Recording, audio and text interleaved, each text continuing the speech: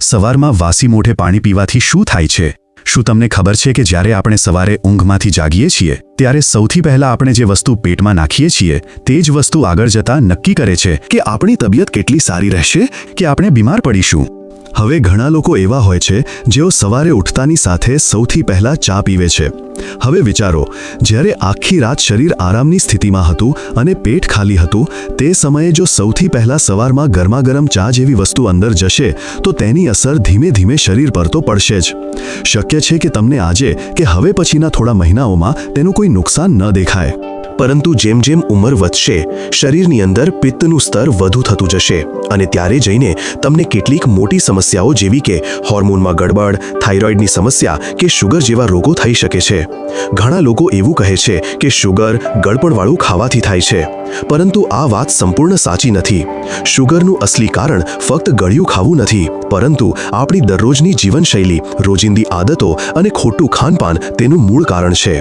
એ જ રીતે જો વજન વધવાની વાત કરીએ તો ઘણા લોકોને લાગે છે કે વધુ ખાવાથી વજન વધે છે, પરંતુ સત્ય એ છે કે વજન ત્યારે વધે છે જ્યારે આપણે ખોટી રીતે ખાઈએ છીએ, એટલે કે શરીરને જે જોઈએ તે ન આપીએ અને જે ન જોઈએ તે વધુ ખાઈ લઈએ. હવે આજના આ વિડીયોમાં હું તમને જણાવવાનો છું કે જો તમે સવારે ઉઠતાની સાથે ખાલી પેટે યોગ્ય રીતે પાણી પી લો તો તેની તમારા શરીર પર કેટલી ઊંડી અસર થાય છે. શક્ય છે કે તમે વિચારો કે આ તો આપણે બાળપણથી કરતા આવ્યા છીએ, પાણી પીવું એ તો કોઈ મોટી વાત નથી. પરંતુ અસલી વાત પાણી પીવાની નથી, તેને યોગ્ય રીતે, યોગ્ય સમયે અને યોગ્ય પદ્ધતિ અનુસાર પીવાની છે. પાણી આપણા શરીરનો સૌથી મહત્વપૂર્ણ ભાગ છે. બાળપણથી આપણે સાંભળતા આવ્યા છીએ કે માનવ શરીર 5 તત્વોથી બનેલું છે: પૃથ્વી, અગ્નિ, જળ, વાયુ અને આકાશ. અને આ બધામાં સૌથી વધુ જે તત્વ શરીરમાં હોય છે તે છે જળ, એટલે કે પાણી. તમને આશ્ચર્ય થશે કે આપણા શરીરનો લગભગ 70% ભાગ ફક્ત પાણીથી બનેલો છે, જ્યારે બાકીના 30%માં અન્ય 4 તત્વો હોય છે.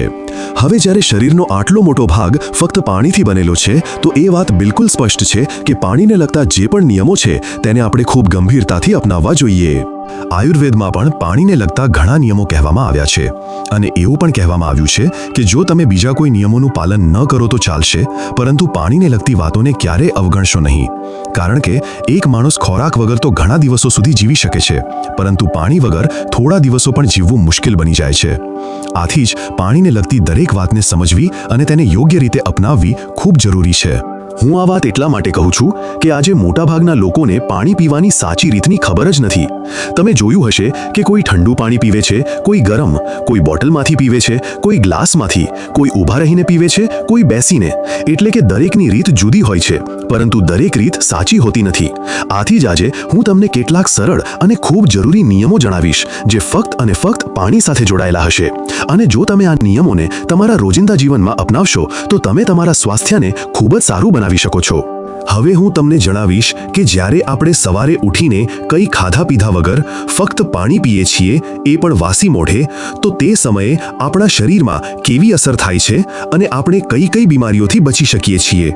સૌથી પહેલા વાત કરીએ તે વસ્તુની જેને આપણે વાસી મોઢું કહીએ છીએ. સવારે જાગીએ ત્યારે જે મોઢું હોય છે જેને આપણે વાસી મોઢું કહીએ છીએ તે પોતાનામાં ખૂબ ચમત્કારી હોય છે. જ્યારે આપણે સવારે ઉઠીએ છીએ ત્યારે આપણા મોઢામાં જે લાળ એટલે કે સાલિવા એકઠું થાય છે તે શરીર માટે ખૂબ લાભદાયી હોય છે. પરંતુ જેવું આપણે બ્રશ કરી લઈએ કે કંઈક ખાઈ પી લઈએ તો તે લાળ મોઢામાંથી બહાર નીકળી જાય છે અને તેનો ફાયદો આપણને મળતો નથી. હવે આ જ લાળ જો તમે ઉઠ્યા પછી સૌથી પહેલા તમારી આંખોની નીચેના ડાર્ક સર્કલ્સ પર લગાવો તો તે કાળા સર્કલ્સ ધીમે ધીમે ઠીક થઈ શકે છે. જો તમારા ચહેરા પર ખીલ, ડાઘ કે ફોલ્લીઓ હોય તો તે પણ આ લાળ લગાવવાથી સમય જતાં ઠીક થઈ શકે છે.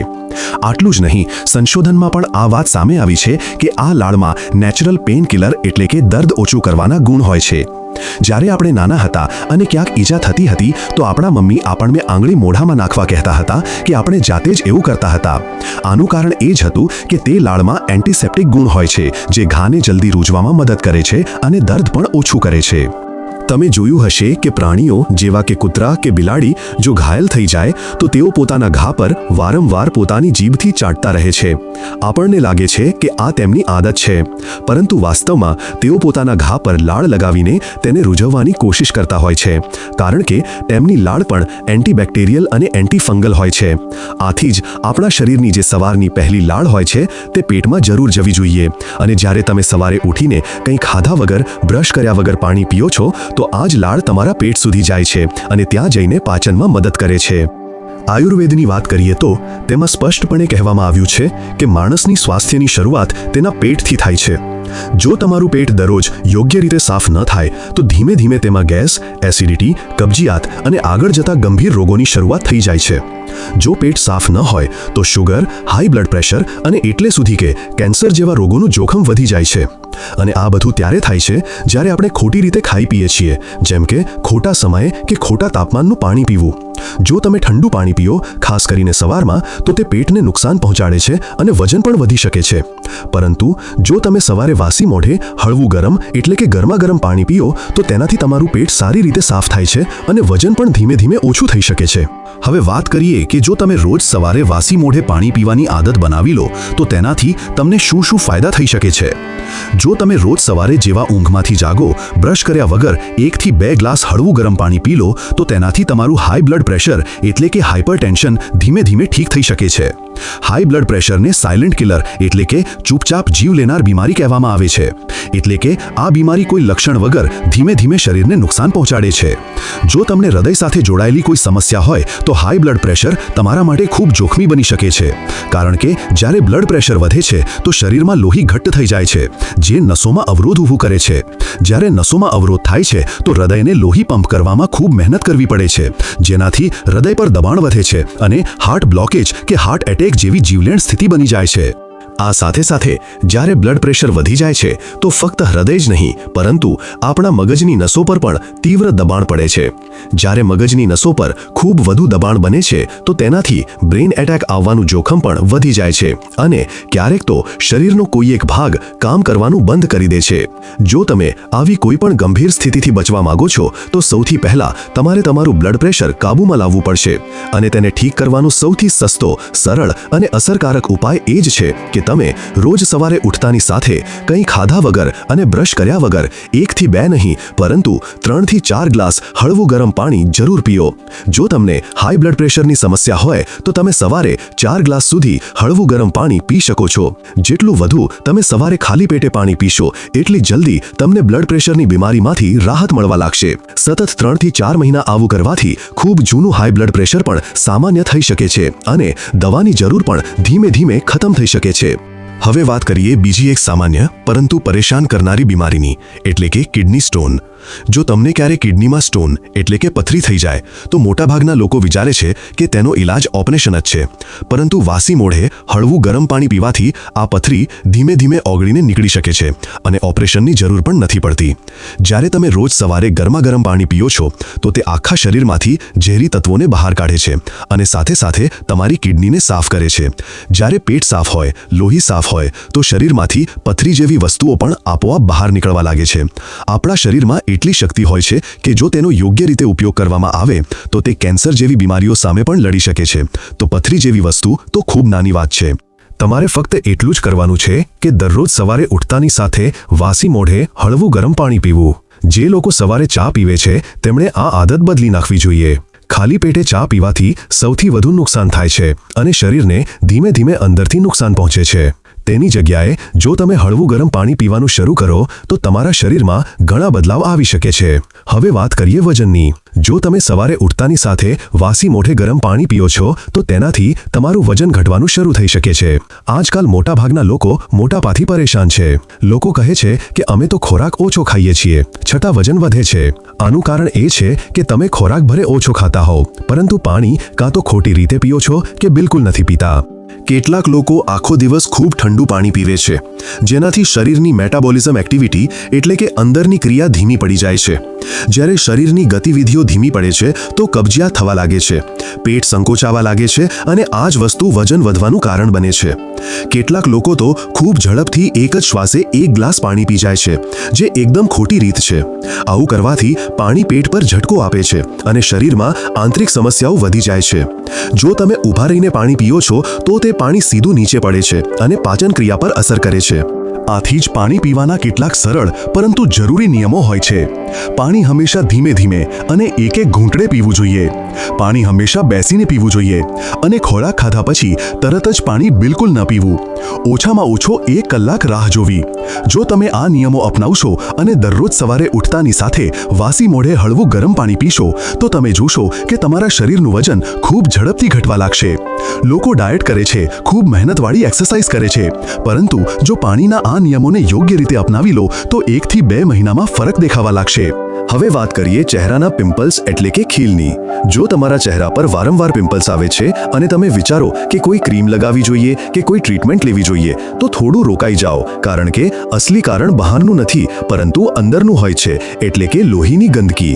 અને લોહી ગંદુ કેમ થાય છે તેનું કારણ છે પેટનું ખરાબ રહેવું.